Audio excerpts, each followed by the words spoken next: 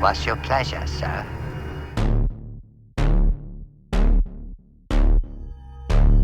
All right. Well, welcome to a new episode of the Cinephiles and Cenobites podcast.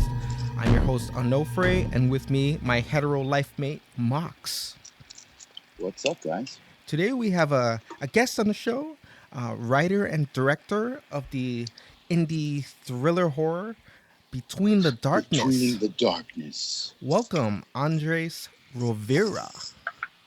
Thank you, Onofre and Mox. And I have to say, those are great names. You sound like the Matrix characters. Oh, nice. You sound like Thank you very much. Like post-apocalyptic names, Onofre and Mox. Well, Mox is a nickname. Tell what's your real name, Mox? It's Makaala. I think it's maybe less cool. I don't know if I could command a ship in the post-apocalyptic world with that name, but I think Mox is definitely on that 3-letter post-apocalyptic computer fucking action movie thing. You sound like a space cowboy, Mox, with an X, right? With an X, yes. Before I used to spell it M-A-K-S. Max. I did, but hey, Max. I'm not the guest today, so let's not tell my weirdo backstory. Yes, okay, because you brought it up. Yes, too many times. I just get called Max. Like they're calling it out at Starbucks. Max. Okay, fuck it. M-O-X. Not everybody pronounces the A the same way. That's why. So, okay. Back to the lecture at hand. Andres, welcome. Skyping in from Miami? No. Why did I say Miami?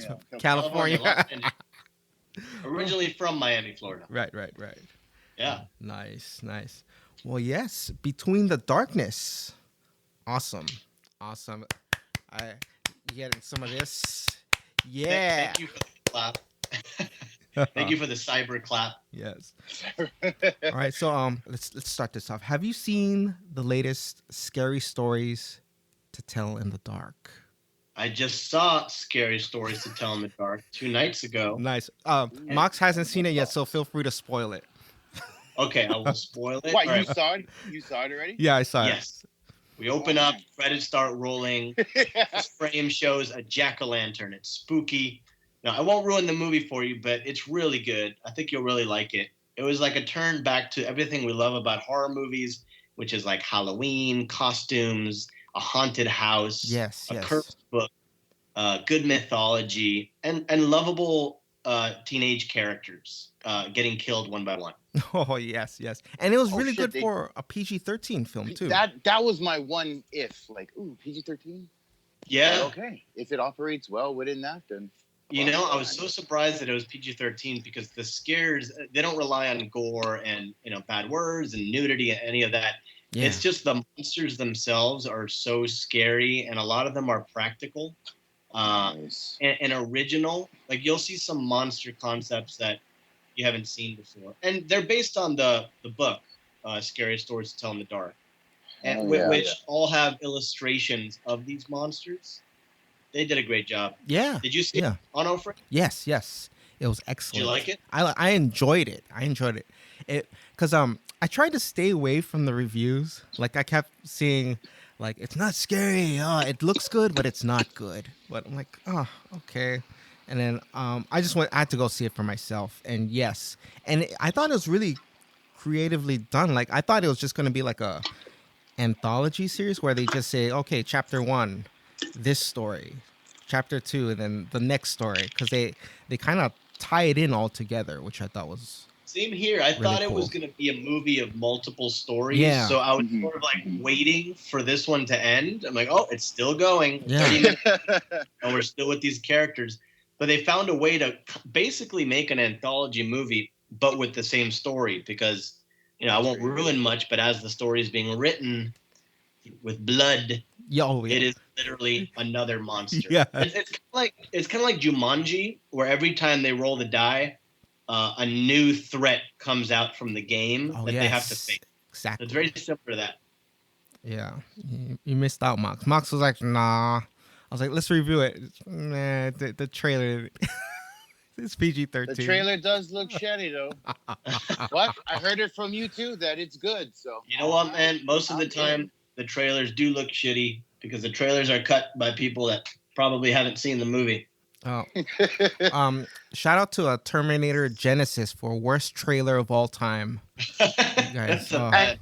And every trailer like it, because it's either the shit trailer that they've never seen the movie or the trailer that tells you the whole fucking movie. Right, those are the worst. I hate it. Oh Like my beat for God. beat, they tell you the entire plot point, even the twists. I Even hate. the twist. That would have been nice to find out about John Connor. You know, that might have been something cool in Yeah. that 2 hours I was there being, oh, this? Okay. Oh, this? I already know. When is John Connor coming as the Terminator? When's Right. that happening already? No, I love trailers from the 70s, and I've been going a lot lately to the New Beverly Cinema. It's Tarantino's own movie theater that he Oh bought. wow, nice. Oh. Yeah. And he plays all 35 millimeter prints of his own movies from his own collection. But before the movie, they play trailers for movies of that time period. So they show trailers for Rosemary's Baby, The Shining, Oh, wow. Alien. Nice. And there's a pattern. All those movies, they don't really show you a lot. They're very artfully done. Or it's like one shot that's slowly zooming in while you hear this right. Roman Polanski's epic. It's like really a beautiful carrot text rocking. comes on the screen. Right. I want that kind of trailer. That's right. Yeah. Well, you know what though? You need a really good movie to have that compelling and kind of scaled back trailer. Like I think I remember Alien. It basically was that they're roaming the halls of the spaceship, and you're hearing snippets and shit. Yeah, man. Don't even get me started with the Alien trailer. That is my favorite movie trailer. And I actually, when I made the Between the Darkness trailer, I cut one as an homage to that.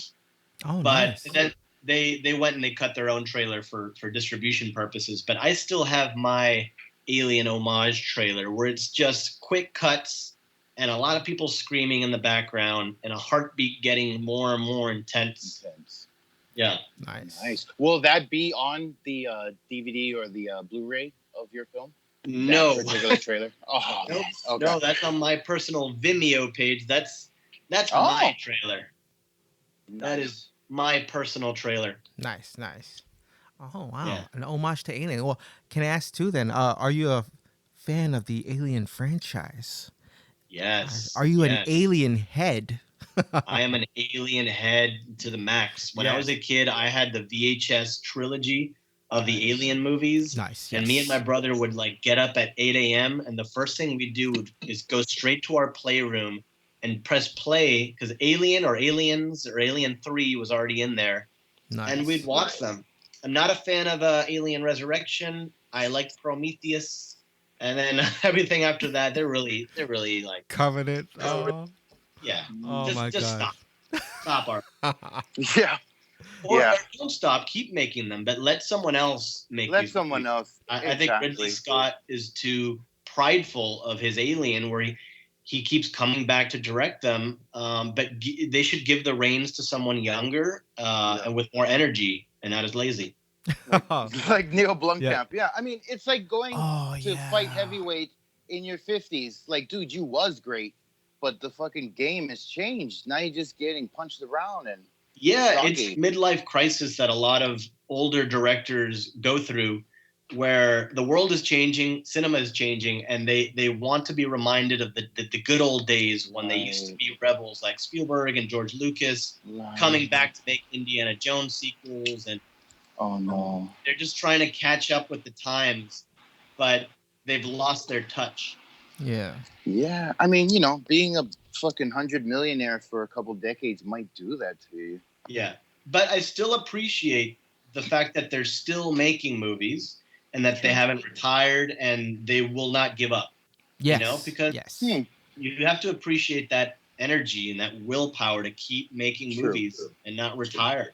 Because Spielberg is old and he's already coming up to make Indiana Jones 5. Clint Eastwood? Ready Player One. Yeah. Still working, man. Yeah.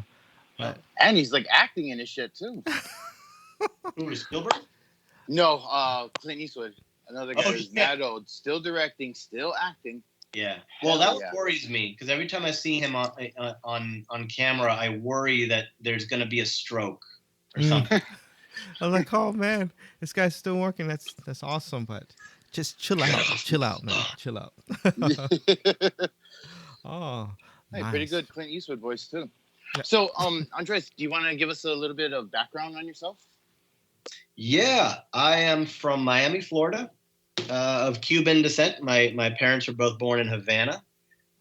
And I've been making movies since I was a little kid. I started off writing prose. I wrote a lot of novels on like white computer paper. I don't know why I didn't just get lined paper. Right. That's good So like the penmanship. lines would like start going down, and I'd make these weird patterns on them. Oh, And eventually, I started writing on a computer.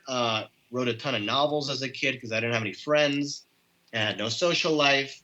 And then eventually, I realized it's way more satisfying to see these stories come to life in a visual medium. So I started adapting my short stories into films, and then I wrangled all my friends and I started like a little film group in high school. Uh, Parents didn't let me study film, so I studied the closest thing to film, which was broadcast journalism. mm. Oh, Uh, but I still ended up making more movies than all of the film students because I had access to all the cameras. And this is at University of Miami. Oh wow. And then, go Hurricane. just to Hurricanes. speak, yeah, go Canes, man. And then I moved to LA 6 years ago with my girlfriend, now wife, and we live in Santa Monica here in California. And I worked on a lot of shorts when I first moved to LA while juggling PA jobs. I worked at a restaurant. I did a lot of odd jobs here and there. And then finally I landed a cushy, comfortable desk job at Hulu. Wow. Nice. But the catch was it was the night shift, 11 o'clock at night to 7 a.m. So I had to Woo. work all night and sleep all day. But it was a very easy job. My job was to watch TV and movies and do quality control, make sure that everything sounded good. And then I posted it on the website. So I got paid to watch TV and movies. That's the best. And in that time, I had so much downtime where I just cranked out more screenplays, more scripts. I produced more shorts because I had the time. Basically, that Hulu job was my production office for making my own stuff. And no one was there. There was no supervisor. I had this entire office to myself to use their printer, print out scripts, write, plan my movies. Wow, that's awesome. And then I finally I did a Kickstarter for a short film, but I wasn't able to raise the funds for it. But I was able to raise 10K. So nice. Let me take this 10K and do something with it into a short film. And it was thanks to that short film that I was able to make Between the Darkness, because the two producers saw the film, loved it, and decided to invest in me for Between the Darkness. Jim and Colby, those two guys, they produced it. So I owe it to those guys for believing in me, discovering me. That's what every film director hopes for, right? To make something, put it out there, and hope that someone notices it, and not only notices it, but decides to invest their own money into you and believe in you. Because that's quite a gamble to invest your money into someone that you don't really know. And they did. And now a living, breathing film exists. I think we did good. I think we did what we set out to do. Nice. Oh, yeah, man. Wow. That's sweet, man. At Hulu, too. Woo! Yeah, Hulu. I'm glad I had that job because it gave me time. And also, part of my job was to watch all of the films that came in. So I saw a lot of horror movies. I saw a lot of crappy grindhouse slasher gore porn horror movies. Oh, man.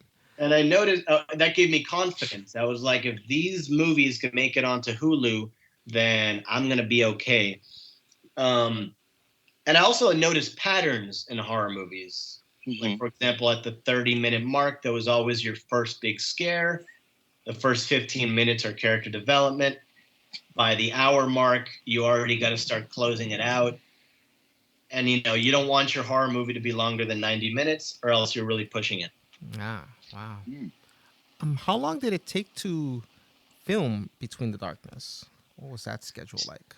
It was a chaotic 10-day schedule. 10 days. Wow. Yeah, as you can imagine, is hectic. And in addition to being 10 days, we also had a lot of kids we were dealing with, a lot of minors. Right. So we had to adhere to the SAG rules and the child labor laws of California. So, for example, Nicole Sherman, who played Sprout, was only allowed to be on set for like 4 to 6 hours. Wow. She's like the And whole as you know, movie. she's in the whole movie. She's in every frame. Yeah. So basically, every other hour that we didn't have Nicole, she was in school, banking her school hours, and we had to do like B-roll, get coverage, do all this stuff with the adults. So the film had a lot of coverage, a lot of drone shots, a lot of shots of the house. Yes. Because while we were waiting, we needed to shoot stuff. So that's good. But it was really tough. It was really tough to make this film. But because every day I would have to delete scenes that we didn't have time to film. So I would have to be rewriting the script every day, reorganizing, reshuffling the shot list. And then the next day would come around. Like, all right, let's shoot that scene we couldn't shoot yesterday. And then we didn't even have time to shoot that and another scene. So like I kept deleting scenes. So it ended up working out because the film is told in the edit room. That is when the story comes together. And through the power of editing, you could make anything work. And I feel like we did, because the story is cohesive. There aren't really any loose threads. Everything segues nicely into the next scene. So I think we did good. Yeah. Wow, that sounds like a man. chaotic 10 days. How much time did you spend on pre-production? Pre-production was about 6 months. 6 months. Oh, wow. And you still had to make changes during production. That's crazy. Wow.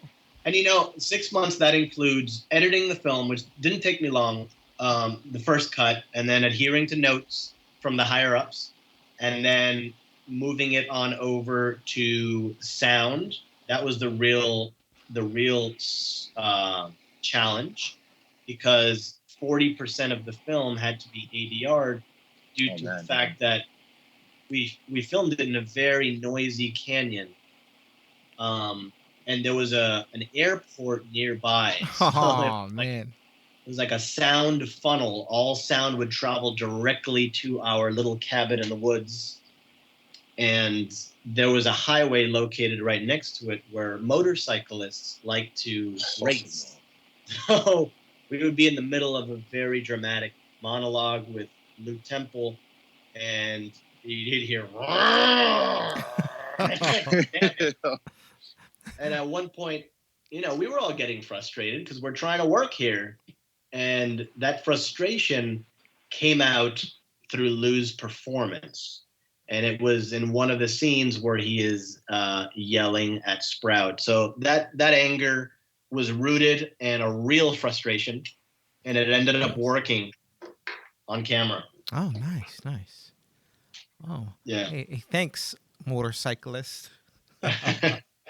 Thanks. You cost us several thousands of dollars in ADR.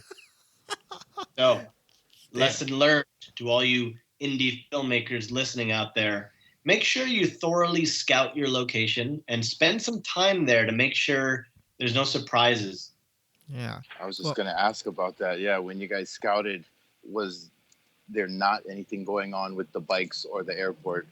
There wasn't, because we scouted on a Saturday and a Sunday, and then, we didn't shot during the week. The fact that there's traffic on weekdays. Right. Oh man.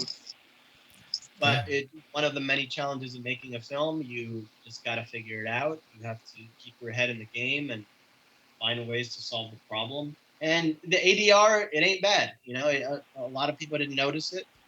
Lou Temple is a master at ADR. He's done a lot of it. He worked on The Walking Dead, where he had to ADR basically a lot of his lines. So his was really seamless. Nice.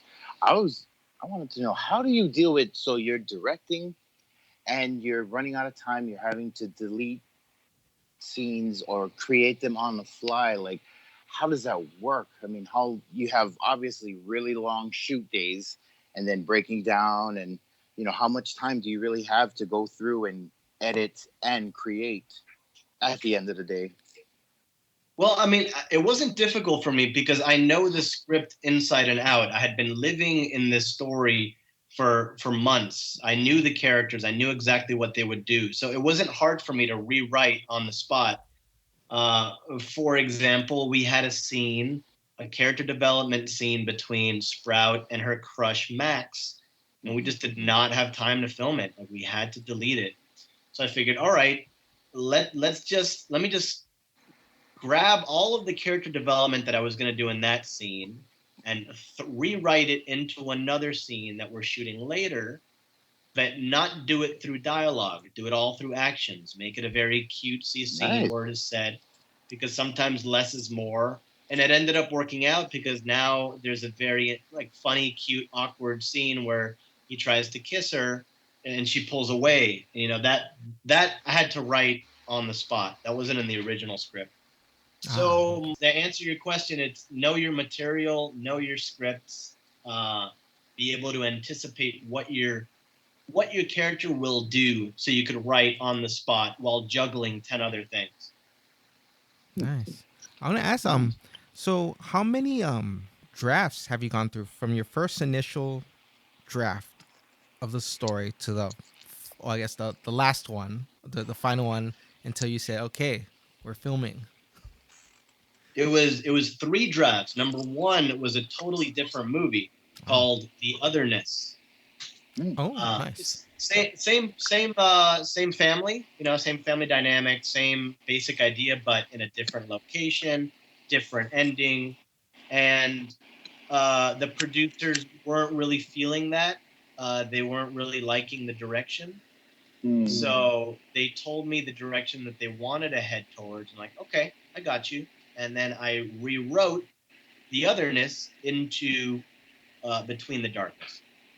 Or rather, Come Said the Night, because that the original title of the film was Come Said the Night, and the distribution company changed it to Between the Darkness. Interesting. So I wrote Come Said the Night, and they loved the new direction. They had a couple of notes here and there. I adhered to those notes, and then finally we had our draft. But the truth is, the script is always changing, even while you're filming. And then the moment I brought Luke Temple on board, he came and completely reimagined the Roy Grady character, which was originally supposed to be a very blue-collar Southern guy. But he was like, Andy, I'm sick of playing those characters. I want to play something that I've never played before. So we rewrote together, reimagined Roy into being more of a spiritualist father, more like Viggo Mortensen's character in Captain Fantastic. Okay. And in the original script, he was an asshole. He was a hard father. But when Luke came aboard, he had the idea of making him a sweet Peter Pan, playful father who had this dark side. Interesting. So the script is always evolving, always changing, and then it completely changes in the edit room. So before Lou came on boards, was all that references to the goddess, your patron god, was all that still in the script, or? Yeah, that was always there, even during the Otherness version. Okay. Wow. Yeah, I always, when I set out to make a coming of age horror movie, I always wanted it to be a polytheistic family that worshipped Greek gods and goddesses, pagan, because we've seen too many films that are knocking Christianity, films like Red State. We've seen that story. We've seen that story told 100 times. If I was going to meddle with religion, I wanted it to be a religion that we hadn't seen before to keep things fresh. And also, it was just so much funner to pick a deity that involved monsters and scary gods and goddesses because it's a horror movie. And, I got to play with the concept of a succubus. And it ended up working out because the film is basically a warning against sexual repression. And a lot of Greek mythology is rooted in sexuality, hedonism. It worked out to use that mythology instead of Christianity. I think that was a good choice. You're right. We are kind of inundated with that. For me, I thought that the Greek thing, it made it a lot scarier because it's kind of like a insidiousness, not like the movie Insidious, but it's a creeping horror. Right. That there's something off about it, even though, especially that he's nice. That was the creepiest part, and I think that was a great choice as opposed to being overtly harsh. Right. Yeah. I mean, my favorite villains are the ones that do it with a happy face. Like one of my favorite villains of all time is Hans Landa from Inglourious Bastards, who is he is the sweetest, most kind Nazi you'll ever meet. He's such a sweet man. Wonderful. He will offer you dessert before he kills you. And that to me is scarier than a Jack Torrance from The Shining, who is creepy from the beginning. True. Damn. Yeah, he's kind of bursting at the seams, nuts. Yeah. But yeah, that worked. I mean, and so that part was always there. And then Lou kind of came along and he saw this complement to what you had already envisioned, even though it was a different direction. Do you have you found that before? Are you open to any suggestions, or it was just specifically his that resonated with you? Yeah, I prefer it that way because when you write a thing, it's yours. But when you invite a talent to embody that character, that thing that you wrote is no longer yours. It belongs to you and it belongs to the actor who is going to be the vehicle to bring that spirit to life. So I always feel like actors should make it their own.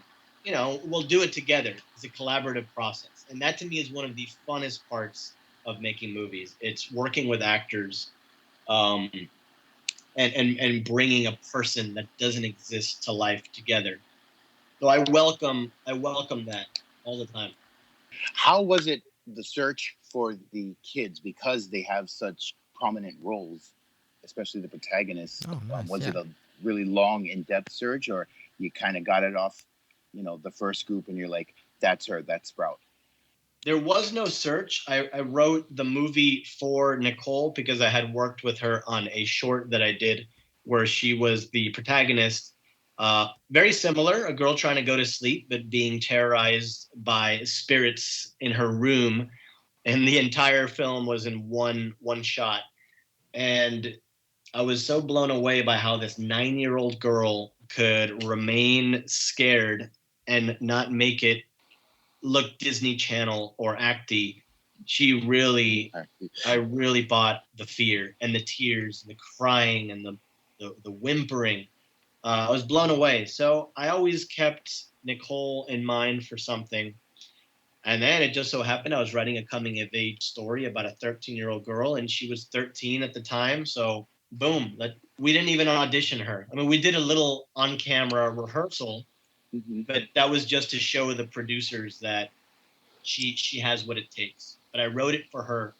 As for Max Page, who is her little love interest crush in the film, part of the deal of making this film with Jim and Colby, our producers / investors, was Max Page has to be in the film. Because it was thanks to Max Page that I met Jim and Colby. Because Max was in the short film that I made. And that's how Jim and Colby found me, through Max.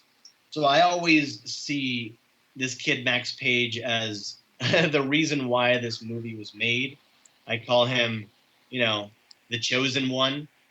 So we have this joke now that we're going to put Max Page in every film And you've probably seen him because he was the Darth Vader kid in that famous Super Bowl commercial.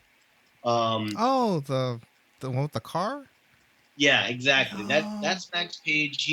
He got some fame because of that, and he's also now a huge advocate for heart diseases and healthcare. The kid's a little rock star, wise beyond his years. You know, probably smarter than me. Every time I talk to him, I feel like I'm speaking to a little adult, a little man child. Oh, Uh, that's awesome. Great kid. I love wonderful family. So we wrote the role for him, and the character's named Max, just to make things easier. Nice. Shout out to As Max Page. as for the brother, we did do a formal casting call, and yeah, he just nailed it.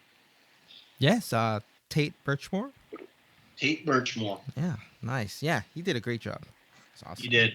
I thought the actress and her performance who played the older sister, I thought that was good because she's very not, she's not in that many scenes and she exists in flashbacks. And I usually do not like flashbacks, but every scene with her really helped with the feels.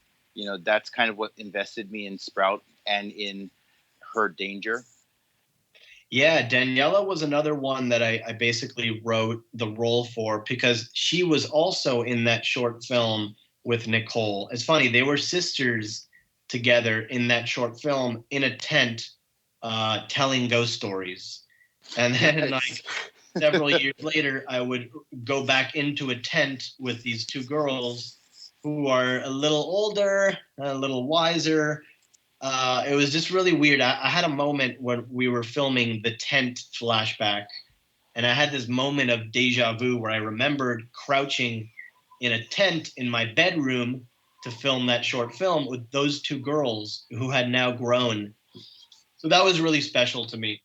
And she's a wonderful person, wonderful actress. And it's just her eyes. She acts with her eyes. They're so alluring. They draw you right in. She doesn't even have to say anything. And she barely has any dialogue. She didn't need it. Awesome. Shout out to Daniela Leon. Shout out to Daniela Leon. Nice. You could find her on an Amazon show. I don't know what it's called, but it has one of the Olsen sisters, the one from the Avengers. I'm not doing it. Oh, yeah. Yeah, not doing it justice. It's an Amazon show.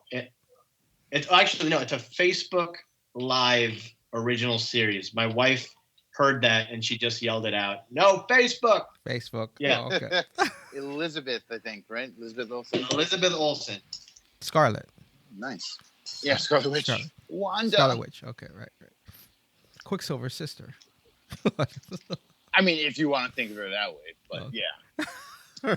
or Scarlet Witch's brother, Quicksilver. Okay, the show is called Sorry for Your Loss. You'll be able to find Danielle Leon there. Facebook original series. She, again, plays a sister. She plays the sister of Elizabeth Olsen. All right. So, you think it's that? Oh, no. I got another question. How important Are you the storyboarding? I'm not going to ask you. Oh, okay. There it is. Yeah. Okay. I guess a two-parter. Any storyboarding done on this film, and how important is storyboarding to you? I never do storyboarding because I don't know. I can't draw. I never have enough paper to draw every single frame of a film. And I've never had that luxury. I've never had that kind of budget to have a storyboard artist. So I don't need it. To me, I'm a heavy shot lister. I shot list every single frame from the film, scene by scene, and I do an elaborate color-coded grid, colored by mood and emotion. So I don't need a storyboard if I have that. All I need is a description of what I'm seeing, and I could tell the DP how I want it. And when I work with the DP, we heavily discuss every frame of the film beforehand. We go to the location, we take photos, we take measurements, we block it out. So I've never done storyboarding, but I'd like to. You know. Shout out to your DP. Your fucking film is gorgeous. I love the lighting and the textures. Madeline Kate Kahn, Kann. She's extremely talented, and I knew from the first couple of minutes that we sat down when I was interviewing DPs that she was the one, because she was the only one that really understood the themes of the story. And there were little nuances that I put in the script sort of to satisfy me, and she noticed them. She's like, "Oh, I love the thing that you did there." I'm like, "Oh, wow, I didn't think anyone would ever notice that." I think she's a creative genius, the way she sees the world. She's on it. She runs a tight ship on set. I just love watching her work. And when it comes to back to like color coordinated shot lists, color was very important to her. So when we'd start filming something, she'd go, "Is this orange or is this magenta?" No, this is magenta. Okay, perfect. That's all I needed to know. And she'd go and she'd start setting up her shot based on the magenta look that we were going for. Colors, textures, very important to her. Yeah, I mean, there's quite a bit of scenes in there where it's like, it's all shades of different colors, like all the balloons, and I think with Sprout's bedroom, it was really colorful and just like dark at the same time. Oh man. Yeah, it's a movie about a femininity that's sort of suppressed. Yeah. So, you know, the color for the Gorgon, who is a symbol for her femininity, is magenta. It's that magenta that starts to creep out, but it's being suppressed. So that magenta is being overpowered by a lot of blues throughout the movie, and you know, and just by the end, Sprout is wearing magenta proudly, and no longer wearing earthy green tones, because she's accepted, you know, this is who I want to be, not who my dad thinks I should be. I want to be like my sister, who I love, who I found beautiful. I love that, and I missed that. I mean, I got the arc theme, but I missed the shirt and how it tied in with that whole color journey. I love the layering of your film. I was inspired by Breaking Bad, that show is so mindful of wardrobe, because every character is color coordinated to their themes. Like Walter White is wearing green, which symbolizes this greediness. The whole film, the whole run of the show, and you know, one of the characters is wearing purple the whole show. Jesse Pinkman is very like youthful and candy colored. So I wanted to sort of adopt that style for this.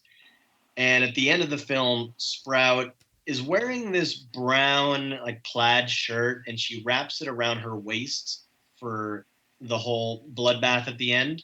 But finally she removes that plaid shirt and just tosses it aside as a sign that she has finally come of age.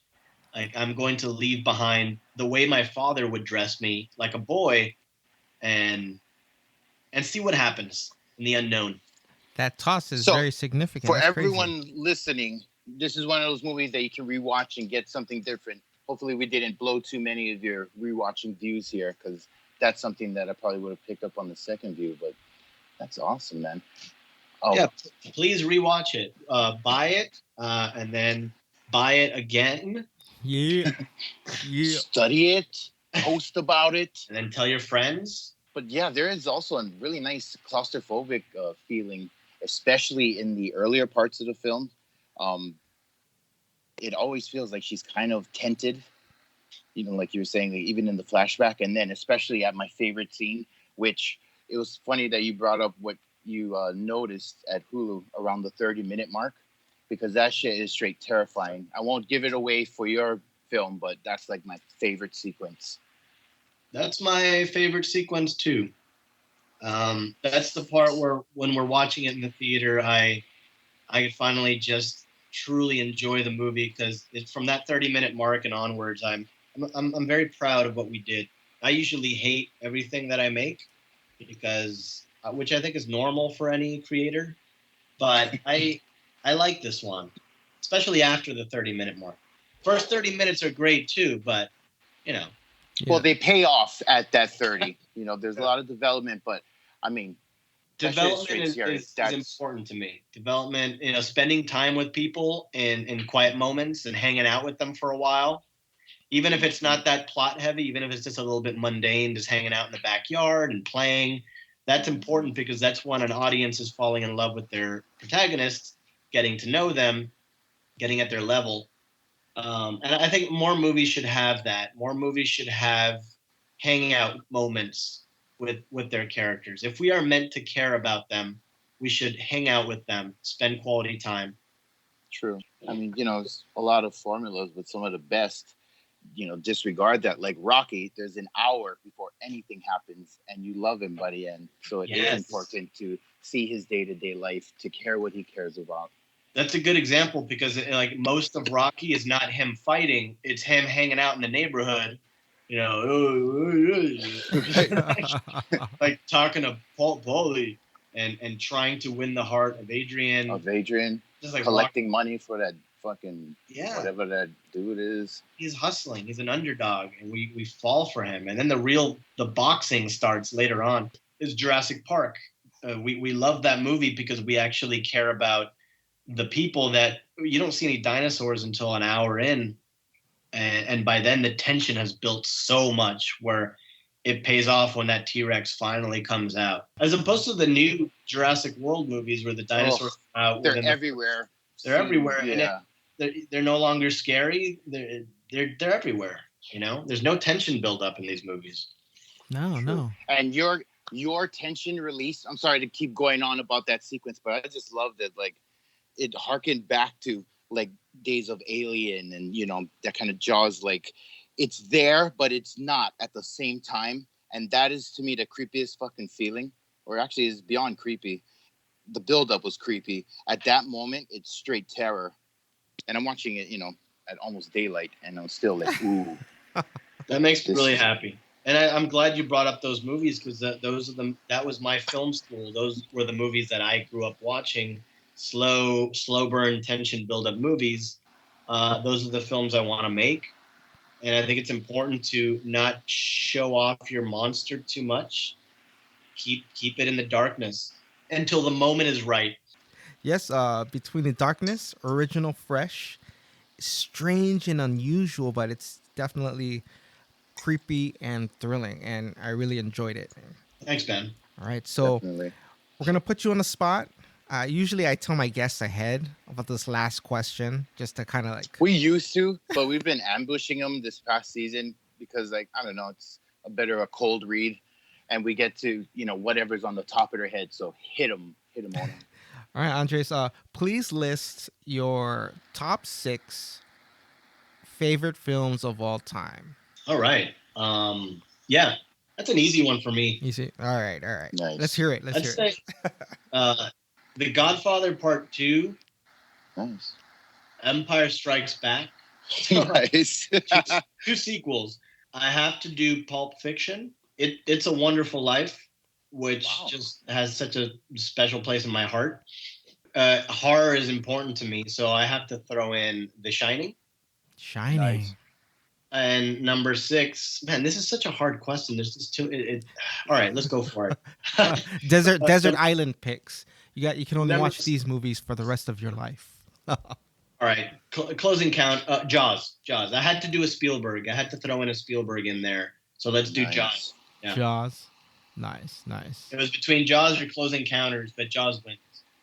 Close Yeah. Encounters. Oh, okay. Yeah, I go with that too. Jaws. I go with that because here's the thing. I'm in any body of water, even though it makes no sense. I'm scared of sharks. I'm in a lake, I'm in a pool. Jaws is on my mind. To have that fucking there, I'm like almost 40 years old, and that shit is just like I just got scared from Jaws for the first time. So that shit, it's like it becomes a part of who you are. So hell yeah, it should be on the list. Yeah, like a young 23-year-old Steven Spielberg didn't know that he'd be changing the world. He'd be changing the world and instilling a deep fear of sharks forever. Evermore. Forever. I mean, sharks are inherently scary. We're all scared of them. They're monsters in the water. But he really showed us what could happen, and the low-angle POV shot in which they hunt That's what I remember. Every time I'm in the water, like in a float, and my feet are treading water, I picture that POV shot of something down there looking at coming me. for you. Yeah, you're being stalked. Ooh, that's creepy. But the top 6 like favorite movie question is so difficult because now looking back, I'm like, damn, I missed so many other ones. Right, right. I think I wish I said this. there's too many good movies for me to make a list. I could tell you my top 9 Tarantino movies ranked because I did that the other day when I was bored. Nice. Let's do it. Let's hear it. Yeah, number 1, Pulp Fiction. Number 2, the Kill Bill series, both of them. Number 3 is Inglourious Bastards, which I rank very high up there. And then Reservoir Dogs. And then I will do Once Upon a Time in Hollywood. And then I'll do Hateful Eight. Then I'll do Jackie Brown. Then Django Unchained. And then Death Proof. Nice. Oh, okay. Wow. That was the last one. Oh, man. Oh. Not really a movie. It's like a short film, and it's fine. It's not bad. Yeah, for sure. It's not its best. Nice. Have you seen all of Tarantino's films in the theater? No, because some of them came out when I was too young. I've seen all of them in the theater, starting from Kill Bill Volume 1. Okay, yeah. And I discovered Pulp Fiction in Blockbuster. Remember that thing? Yeah. That was Friday night. Yeah. Oh my god. I saw it at like a sleepover. Like everyone went to sleep, and I stayed up watching it at midnight. And my eyes were glued to the screen. I was like, "What is this movie that's told outward?" That's when I realized, wow, not all movies need to be told in sequential order. What is this thing? Who is this man that made this work? And then I rented Reservoir Dogs, Jackie Brown. And then my world changed. The first Tarantino film I saw was, I think it was Kill Bill Volume 2. In theaters or at all? In theaters. And then that's when I was like, okay, I need to check out his other stuff. And then I got Pulp Fiction. And I think I've seen, the last Tarantino film I've seen in theaters was Inglourious Bastards. I didn't get a chance to see Once Upon a Time in Hollywood yet. But I mean, that thing's like 2.5 hours long. It's like, wow. Yeah, it's very long. I saw it twice. Oh, wow. I saw it at once in a regular theater, and then the second time at the Tarantino New Beverly Cinema, which was such a great experience because he plays trailers for films that are in the movie Once Upon a Time in Hollywood. So you really feel like you're immersed in that world from the moment you sit in his theater. And even like the candy and the soda pop that he sells is from the 60s. There's like old Mountain Dew and Dr. Pepper with the old bottle. It's such an authentic experience. Really? Oh, man. So you really are kind of paying for an experience. It's like a theme park almost.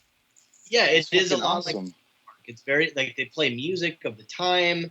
It's not the prettiest theater. It's a little like small and grungy, which I like. You feel like you really are in a theater from the 70s. No sticky floors though, right? Or yeah, there are sticky floors, but I think they put this. It wouldn't be Tarantino if he wasn't down to the last detail. The popcorn is the best popcorn I've ever had. I don't know why and how.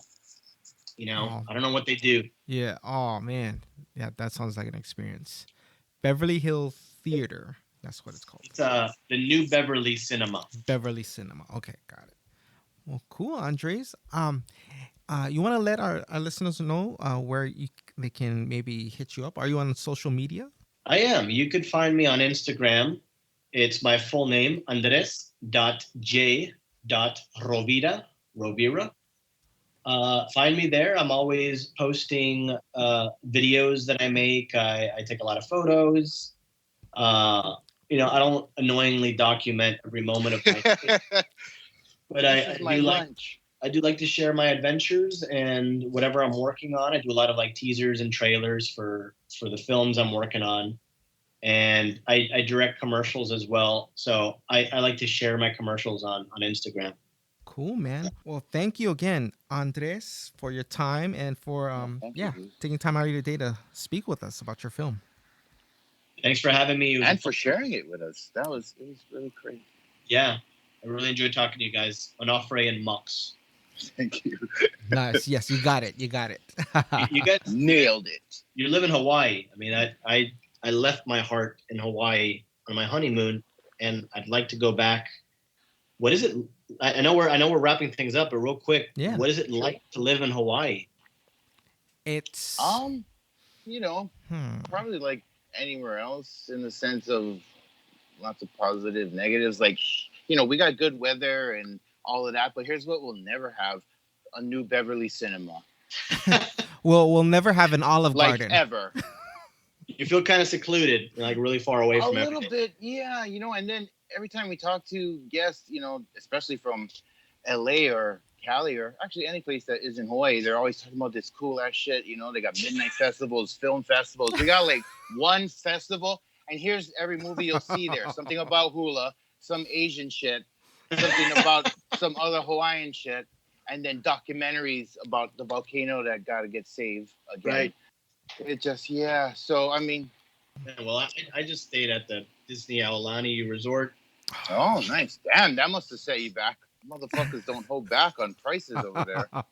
Well, I mean, luckily my brother is a Disney Vacation Club member, so that was his wedding gift to us. He just gave us the points or whatever. So it was Wow. free. Nice, Oh, nice. sweet. Well, yeah, if you're on that side, like you don't even have to explore the rest of the island. You could stay like the whole time on that side. Like I mean, that's exactly what we did. I would have liked to explore more nature, but after our wedding, we were so beat. We just wanted to sit in the pool and drink gin and tonic every single day, and do nothing really, and eat and drink and sit. That is my idea of a vacation. That's what you can I do mean, a that lot in sounds Hawaii. like a real vacation. Yeah. That's you know, every day never mind here. about this hiking or swimming with sharks bullshit. Ah, Like, fuck that. I'm supposed to exercise on a vacation. Get the fuck out of here with this. Drinking and eating and, you know, just like nothing. That is a vacation. Enjoy the sun or whatever. I mean, there's always. I think you did it right. Go to Europe and go to museums and sightsee. There's a time for that, but there's also a time to sit and burn your skin. Just kick it. Yes. Oh man. Well, I Well, want yeah, to man, you should come down if you ever are down for whatever reason. Hit us up. Oh hell yeah! I want to go back very soon. Nice. Oahu. What island are you at? Yeah. We're on Oahu. Yep. Yeah, we're on the almost the other side though from where you were at. The North Shore. Close to the North Shore. Yeah. Ono is more central, and I'm kind of over the hill on the way to North Shore. Yeah, we did a Turtle Bay for the first part of the trip. Turtle Bay Resort. Oh, Oh wow, that's North Shore. Yeah. that's far away. Well, like I air quotes far from where I'm at, so Air we're quotes, never yeah. on that. We're never on that side. Right. There's no reason to be on that side. I mean, that side's like its own little thing too. We did go to Kualoa Ranch, which is where they filmed Jurassic Park, and yeah, that's closer to where I'm at. and they were filming the new Jurassic World Fallen shit movie. Yes. Yes. No, that was he called that it was right. That is exactly what that is. 2018's How dare they have worst. that beautiful shot of the brontosaurus dying at the dock? That's like too good for that movie. Yeah, Jurassic World Fallen Kakita. Oh, Terrible. oh man. Yeah, Kualo Ranch is that's actually a ways away too, but that's a nice area too. It is. It's beautiful, and I was more excited for Lost. I'm a big Lost fan. TV show. Yeah. And they filmed the whole series on that island, so we saw a lot of Lost locations and props. I was really nerding out for that. Oh yeah, yeah. Like it's crazy the places you'll see. Like it's funny. There's this one scene they're in Korea, right? And it's like, I'm like, Yeah. dude, that's Korea in quotes. That's Waikiki. Like they just changed the As signs. fuck. That's Yeah. that's like my uncle lives right there. I'm like that is crazy. Like, it's like Right. no, Well, I mean, they're not here. You must get that too, right? Being from Miami and living in LA, like how many movies are set there? You must be like, oh, that's that place. That's that place. Yeah. Do you remember the show Dexter? Yeah. It's shot in LA. It's supposed to be in Miami, but if you look carefully in the background, Really? you can see like some mountains and some palm trees that don't exist. Ah. They totally pulled the rug over on me, you know, with the music and everything. I mean, that's how little I know about real Miami, but I was like, The only thing they that got me. are like the drone shots of the city. That's it. But it was shot in Marina Del Rey. Like that was supposed to be Miami Beach. Oh, you gotta be kidding me! I actually been to Marina Del Rey. I mean, not like enough to spot that's that place, but Yeah. wow, fucking movie making. Fucking movie making. Yeah. It's really hard to make movies in Miami these days because of there's no tax incentives, and so Ah, Wow. that's why I don't live there. cool, man. Shit, though, I don't know about their tax incentives here, but they just keep on bringing production. So maybe you could bring one of yours down here. Oh man, I would love that. Whenever I make an action adventure thriller, we'll go to Cool Lower Ranch and film it there for sure. Build a temple. Yeah. I'm like, I want to make a jungle adventure movie. Let's bring back the archaeology Indiana Jones style movies. Like we need a movie like that. That isn't Jumanji sequel. Right, That right. is Right on, right on. Well, cool, Andres, man. Thank you again, and yeah, we'll hit you up and let you know when the episode is released. Yeah, thanks for your time, and be sure to catch Between the Darkness. It'll be available on a bunch of platforms: Amazon, iTunes, DirecTV. Follow us on social media, Between the Darkness movie, and keep in touch, guys. Okay. All right, man. Thank you. All right. Take care, man. Take care. Bye. All right. Well, that is it for this episode. Thank you for checking it out. Be sure to check out this episode's show notes for links to all our social media sites. But other than that, be sure to visit our website, nekkomedia.com. That's NEKKO media.com. And we also be on Twitter and Instagram. Very active on both of those. And you can check those out at cynical_mass. That's CINECAL_MASS. And feel free to get in touch through email, cinephiles and cenobites@gmail.com. Any movie recommendations, we'd love to check it out. Any screeners, we'd love to review.